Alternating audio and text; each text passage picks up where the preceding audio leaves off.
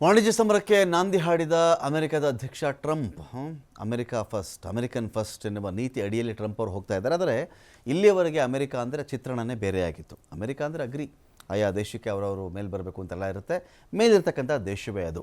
ಆದರೆ ಅಮೆರಿಕ ಅಂತ ದೇಶ ಆಫ್ರಿಕಾದಂಥ ಬಡ ದೇಶಗಳಾಗಲಿ, ವರ್ಲ್ಡ್ ಹೆಲ್ತ್ ಆರ್ಗನೈಸೇಷನ್ ಅಂತಾಗಲಿ, ಇಂಥ ದೇಶಗಳಿಗೆ ಹಣಕಾಸಿನ ನೆರವನ್ನು ಕೊಟ್ಟು ಒಂದು ಮಾನವೀಯತೆ ದೃಷ್ಟಿಯಿಂದ ನೋಡ್ತಾ ಇತ್ತು. ಈಗ ಅಮೆರಿಕ ಫಸ್ಟ್ ಅಂತ ಹೇಳಿಕೊಂಡು ಆ ದೇಶದ ಜನರನ್ನು ಮೆಚ್ಚಿಸಬಹುದು, ಆ ದೇಶದ ಜನಗಳಿಗೆ ಬಹಳ ಖುಷಿ ಕೂಡ ಕೊಡಬಹುದು. ಅಮೆರಿಕದ ರಾಷ್ಟ್ರೀಯವಾದ, ಅದರ ರಾಷ್ಟ್ರೀಯತೆ, ರಾಷ್ಟ್ರ ಈ ಒಂದು ಕಲ್ಪನೆ ಇನ್ನೂ ಚೆನ್ನಾಗಿ ಬಿತ್ತಬಹುದು. ಆದರೆ ಇಡೀ ವಿಶ್ವದ ಭೂಪಟ ಅಂತ ಬಂದಾಗ ಅಮೆರಿಕಾಗಿದ್ದಂಥ ಸ್ಥಾನಮಾನವೇ ಬೇರೆ ದೇಶಗಳು ಈ ಥರ ಮಾಡುವುದಕ್ಕೂ ಅಮೆರಿಕ ಮಾಡುವುದಕ್ಕೂ ಬಹಳ ವ್ಯತ್ಯಾಸಗಳಿದೆ. ಕಾರಣ ಅಮೆರಿಕ ಎಕಾನಮಿ ವಿಚಾರದಲ್ಲಿ ಬಹಳ ರಿಚ್ ಆಗಿರತಕ್ಕಂಥ ಒಂದು ದೇಶ, ಶ್ರೀಮಂತ ದೇಶ. ಅದು ಆರ್ಥಿಕತೆ ವಿಚಾರಕ್ಕೆ ಅಂತ ಬಂದಾಗ ಅವರಿಗೆ ಅನೇಕ ದೇಶಗಳಿಗೆ ನೆರವು ಕೊಟ್ಟ ಹೊರತಾಗಿಯೂ ಕೂಡ ಏನು ಕಳ್ಕೊಂಡಂತೆ ಇರಲ್ಲ ಆ ದೇಶಕ್ಕೆ. ಎಷ್ಟು ನಮ್ಮ ಕಡೆ ಚಿಲುಮೆಯಲ್ಲಿ ನೀರು ತೆಗೆಯೋದು ಅಂತಾರೆ, ಚಿಲುಮೆಯಿಂದ ನೀರು ತೆಗೆದ್ರೆ ಎಷ್ಟು ನೀರು ತೆಗೆದಿರ್ತಾರೋ ಅಷ್ಟು ನೀರು ಬಂದು ತುಂಬಿಕೊಳ್ಳುತ್ತೆ ಅಲ್ಲಿಗೆ ಅಂತ. ಬೇರೆ ದೇಶಗಳು ಇನ್ನೂ ಕೂಡ ಸ್ಟ್ರಗಲ್ ಮಾಡ್ತಾ ಇವೆ. ಹಿಂದುಳಿದ ದೇಶಗಳು, ಅಭಿವೃದ್ಧಿ ಹೊಂದುತ್ತಿರುವ ದೇಶಗಳು, ಅಭಿವೃದ್ಧಿ ಹೊಂದಿದ ದೇಶಗಳು, ಆರ್ಥಿಕ ಹಿಂಜರಿತಕ್ಕೆ ಒಳಪಟ್ಟಂಥ ದೇಶಗಳು, ಈ ಥರದ ಕ್ಯಾಟಗರಿಯಲ್ಲಿ ಬೇಕಾದಷ್ಟು ಸಿಗ್ತಾ ಹೋಗ್ತಾವೆ ನಮಗೆ. ತೃತೀಯ ಜಗತ್ತಿನ ದೇಶಗಳು ಅಂತೆಲ್ಲ. ಆದರೆ ಗೊತ್ತಿಲ್ಲ ಟ್ರಂಪ್ ಅವರ ಈ ನಿರ್ಧಾರ ಏನು ಮಾಡ್ತಿದೆ ಅಂಥೇಳಿ. ಅಮೆರಿಕ ಮೊದಲು ಎಂಬ ನೀತಿಗೆ ಕಟ್ಟು ಬಿದ್ದು ನೂತನ ಅಧ್ಯಕ್ಷರ ಕೆಲವು ನೀತಿಗಳಿದೆಯಲ್ಲ ವಿಶ್ವದಾದ್ಯಂತ ಟೀಕೆ ಗುರಿಯಾಗ್ತಾ ಇದೆ. ಕೆನಡಾ, ಮೆಕ್ಸಿಕೋ, ಚೈನಾ ವಸ್ತುಗಳ ಮೇಲೆ 25% ತೆರಿಗೆಯನ್ನು ಅಧ್ಯಕ್ಷ ಡೊನಾಲ್ಡ್ ಟ್ರಂಪ್ ವಿಧಿಸಿ ಹೊಸ ಆದೇಶವನ್ನು ಕೊಟ್ಟಿದ್ದಾರೆ. ದೊಡ್ಡ ವಿಷಯ ಏನಲ್ಲ. ಟ್ರಂಪ್ ಯಾವ ಥರದಲ್ಲಿ ನಮ್ಮ ದೇಶಕ್ಕೆ ಬರಬೇಕು ಅಂದರೆ 25% ಟ್ಯಾಕ್ಸ್ ಕಟ್ಬಿಟ್ಟು ಒಂದಷ್ಟು ವಸ್ತುಗಳು ನಮ್ಮ ದೇಶಕ್ಕೆ ಬರಲಿ ಅಂತ ಹೇಳಬಹುದು.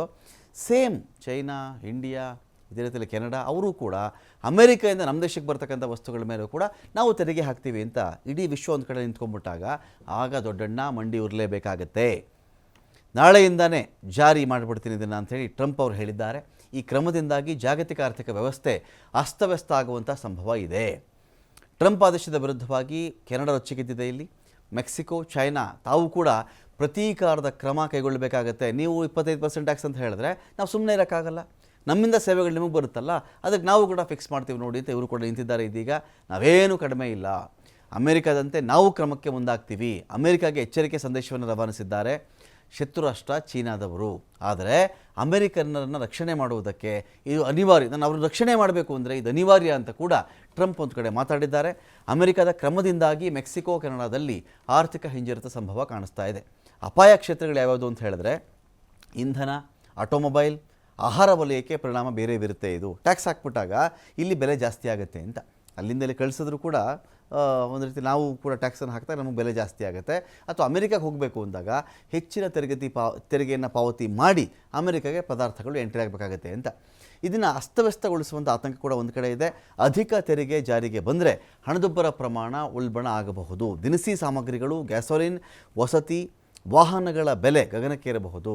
ಅಮೆರಿಕನ್ ಬಿಯರ್, ವೈನ್, ಹಣ್ಣು, ತರಕಾರಿಗಳ ಬೆಲೆ ಕೂಡ ಏರಿಕೆ ಆಗಬಹುದು ಅಂತ ಹೇಳಲಾಗ್ತಾ ಇದೆ. ಇದೀಗ ರಾಜಕೀಯ ಅಸ್ಥಿರತೆಯೇ ಅಲ್ಲಿ ಉಂಟಾಗಬಹುದು ಅಂತ ಕೂಡ ಮಾತಾಡ್ತಾ ಇದ್ದಾರೆ.